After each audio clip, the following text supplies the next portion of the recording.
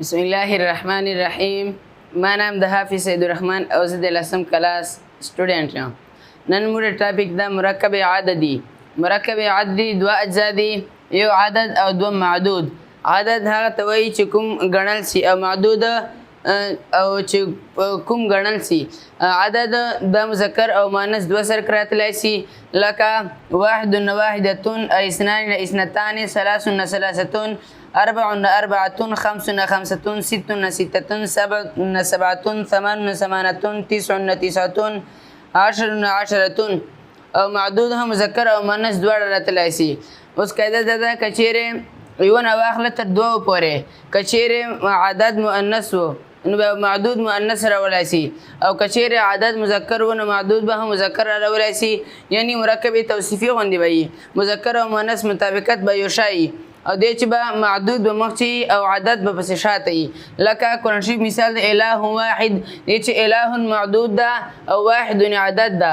اله مخکې ده په واحد باندې.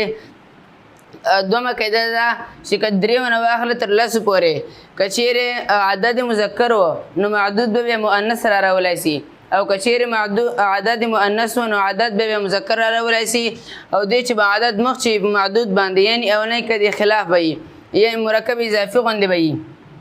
دا مذکر او مؤنث دواړه راتلی سي. لکه قرآن شریف مثال ده فصيام ثلاثة أيام، دا ثلاثة عدد ده، ایام معدود ده، ثلاثة مؤنث ده، ایام مذکر ده، او ثلاثة په مخکې ده په ایام معدود باندې.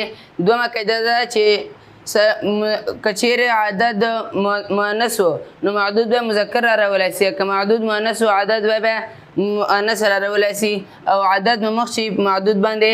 لکه دغه مثال چې ثلاثة مخکې ده په ایام باندې چې معدود او عدد دي. مرکب اضافي غوندې، لکه مرکب اضافي غوندې اولنی به مضافي، دومه مضاف الیه. دا ثلاثة ایام، ثلاثة مضاف ده، ایام مضاف الیه ده.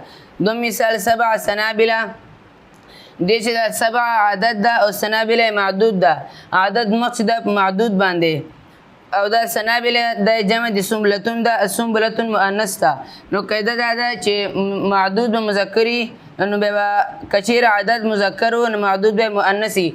دلته عدد مذکر ده سبع، او معدود راغلی مؤنث ده سنبلتون. اللهم اني اسالك علما نافعا، رزقا طيبا وعملا متقبلا.